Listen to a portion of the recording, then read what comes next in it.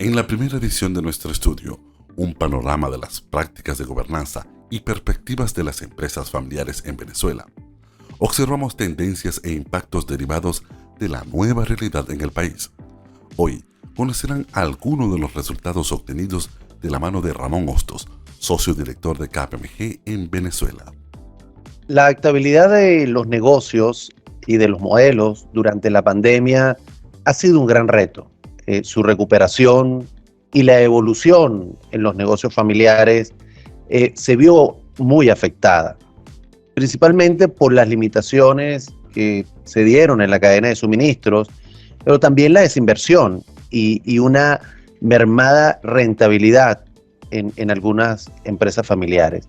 Además, por supuesto, de las limitaciones de crecimiento geográfico, tanto interno como externo, producto de la pandemia.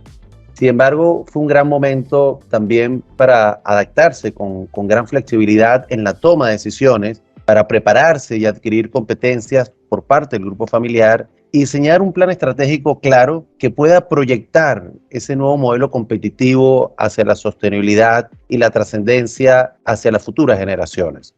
Soy Ramón Hostos, socio director de KPMG en Venezuela, y hoy me acompaña Patricia Monteferrante, coordinadora del Centro de Innovación y Emprendimiento del IESA. Bienvenida a este espacio de KPMG en Venezuela. ¿Cómo estás, Patricia? Hola Ramón, encantada de estar aquí contigo, muy feliz además para compartir esta conversación con propósito y bueno, también saludamos a tu audiencia. Nuevamente reitero mi agradecimiento por darme esta oportunidad de compartir con ustedes. Gracias, Patricia. Es un honor para nosotros tenerte aquí. Hoy estaremos conversando sobre las empresas familiares, haciendo un recorrido por los principales hallazgos de nuestro estudio, un panorama de las prácticas de gobernanza y sus perspectivas en las empresas familiares en Venezuela. Tenemos el gran privilegio de contar con la visión y el amplio conocimiento de Patricia Monteferrante. Ciertamente, las empresas familiares siguen confiando en sus fortalezas, vislumbran cómo recuperarse luego de la situación económica que ha vivido Venezuela, con un claro intención y propósito desde la dirección y de los miembros de su familia, de sus fundadores, para continuar haciendo empresa. Patricia, de este estudio al cual hemos hecho referencia, el 55% de los participantes tiene una expectativa positiva con respecto a la situación económica de su empresa familiar en los próximos años y 52% afirma que ha habido un aumento en los ingresos por venta. ¿Cómo percibes la recuperación del crecimiento este año 2022? Bueno, Ramón, esa es una excelente pregunta. Sin lugar a dudas, este año las empresas familiares tienen altas expectativas en relación a el mejoramiento de la situación económica del país. Sin embargo, quisiera aclarar que no me sorprende que el mundo de las empresas familiares haya mostrado esos resultados tan alentadores con respecto a la pandemia, como lo refleja la encuesta, porque precisamente las firmas familiares venezolanas venían como una especie de pasantía, venían preparadas para enfrentar entornos hostiles que no solamente estaban relacionados con temas de situación política, social y económica, sino que incluso el tema de los servicios públicos, el tema eléctrico, que le había significado en el año previo prácticamente un mes de parálisis en términos operativos. Por lo tanto, la pandemia lo que vino a hacer es otra variable muy importante, porque además era global, a diferencia de lo que había ocurrido con el tema de la situación económica. Entonces yo creo que ya estaba el germen de la flexibilidad, de ver cómo adecuar el modelo de negocio rápidamente a una situación tan extrema, ya estaba dentro del seno de las firmas familiares venezolanas. Totalmente, es cierto, esta variable estaba ya integrada y permitió como que haber creado pues ciertas capas, vamos a decirlo así, de protección, por supuesto afectados sin duda alguna, pero siempre con esa visión de mantener el negocio familiar y de seguir invirtiendo además y progresando a pesar de todas esas dificultades que vivimos durante esos tiempos de pandemia. Y mi siguiente pregunta, Patricia, es justo sobre la expectativa de recuperación. El 84% de los encuestados nos comentó que su principal preocupación es la incertidumbre política y económica. Luego ya de la recuperación, digamos, post pandemia, bueno, ¿qué pasa con esa incertidumbre política y económica? ¿Cuáles consideras que podrían ser las principales estrategias para afrontar exitosamente este escenario? Algo complejo, ¿no, Patricia? Porque hablamos de incertidumbre y además política y económica en Venezuela, ¿eh? Caramba, Ramón, tus preguntas son siempre tan interesantes. Bueno, ciertamente, yo sí creo que la principal preocupación que tienen las firmas familiares se circunscribe muchísimo el tema de la incertidumbre política y económica del país.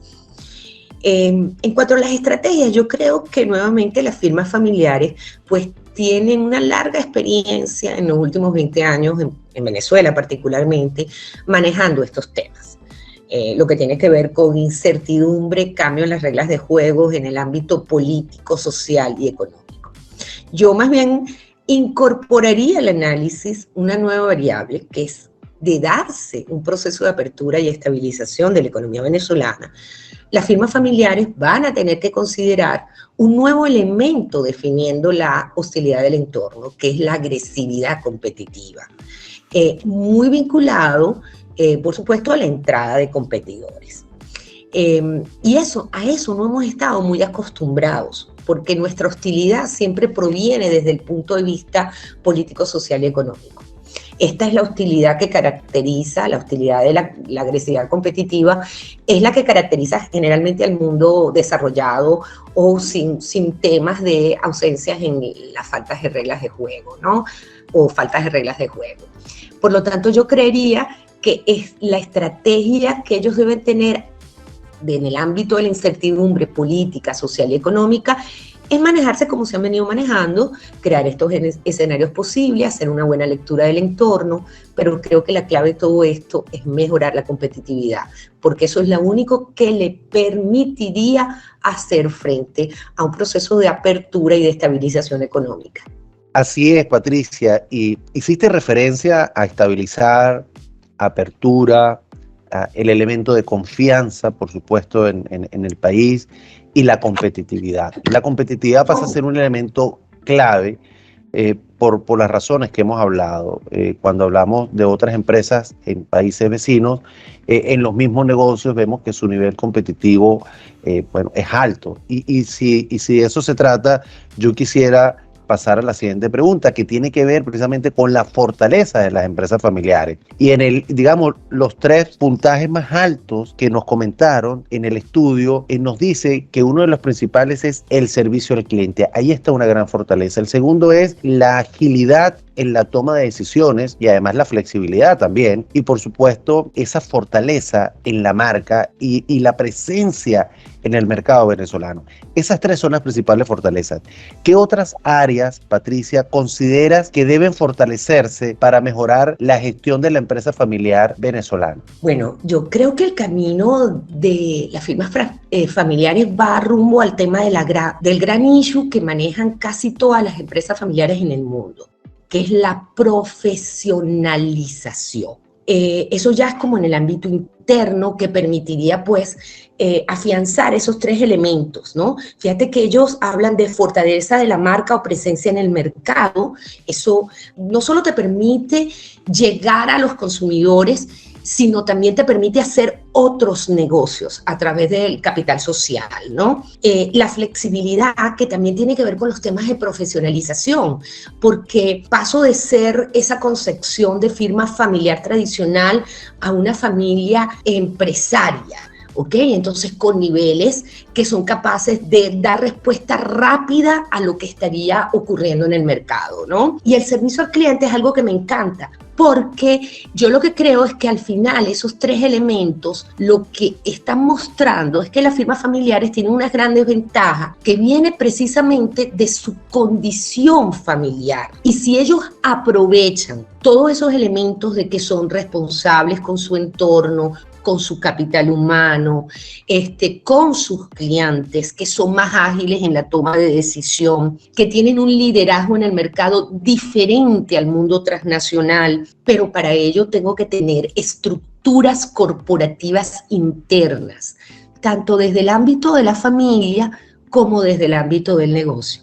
Qué maravilla, Patricia. Definitivamente es justo eso, es esas estructuras corporativas internas que le permiten articular ese propósito de las organizaciones y de las empresas familiares por esa misma condición familiar, como lo acabas de mencionar. Ahora, pensando desde el punto de vista del financiamiento del capital propio, el 65% de los participantes en el estudio nos comentaron que la fuente de financiamiento es la inversión de sus propietarios, es decir, el capital propio. De esa misma manera, 48% nos indicó que observan un acceso limitado al financiamiento del país. Y claro, ciertamente la banca venezolana ha estado limitada por las razones que ya conocemos.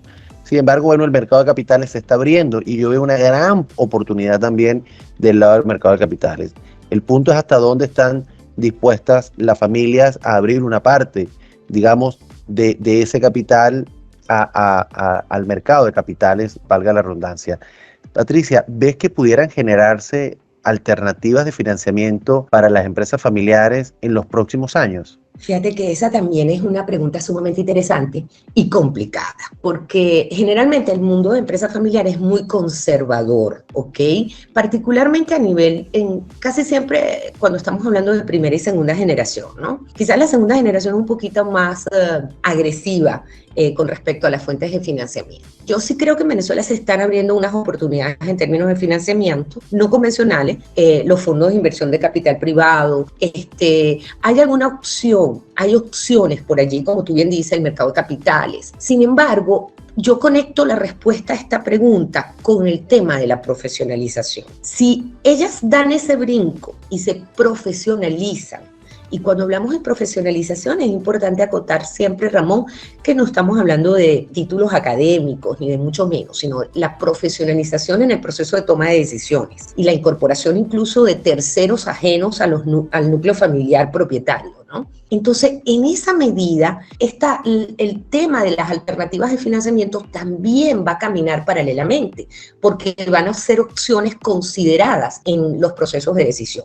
Incluso el tema de las alianzas estratégicas, la posibilidad de entender que eso te amplía mercados, te permite, incluso no solamente en el ámbito local, sino internacionalmente. Es una visión completamente distinta en relación con el modelo de negocio. Yo creería que la palabra mágica es que estamos a punto de caramelo para entender que hay que profundizar el proceso de profesionalización y que ese proceso me abre también oportunidades de cara a alternativas de inversión. Me gusta lo que acabas de decir, es decir, estamos a punto de caramelo, quiere decir que están entendiendo que las empresas familiares del país están en ese conocimiento de profundizar y profesionalizar, digamos, su estructura. Lo que nos comentas es interesantísimo, cómo integrar terceros ajenos a ese núcleo familiar para ayudar en ese proceso también de profesionalización en el gobierno corporativo. Y aquí importante cómo se está integrando la agenda ambiental, social y de gobernanza, que es tan importante también para tenerla, digamos, en esa trascendencia hacia el futuro, ¿no? Patricia, y ya para cerrar, la última pregunta es sobre los desafíos que tienen las empresas familiares ante la sucesión, ya que, bueno, es ese gran reto, ¿verdad?, en donde los miembros de la familia tienen esa gran objetivo y además trascendencia de dejar ese legado para las futuras generaciones, ¿no? Su negocio familiar. Y 56% de los que respondieron a la encuesta nos comentaron que sí hay familiares que están interesados en ser parte de la gestión de la empresa. Y yo agregaría, y también este otro elemento que me parece relevante, es si existe alguna competencia de género en esos procesos de sucesión en la empresa familiar venezolana. ¿Cuál es tu percepción sobre esta situación tan compleja, diría yo? Bueno, las preguntas de Ramón son siempre complicadas.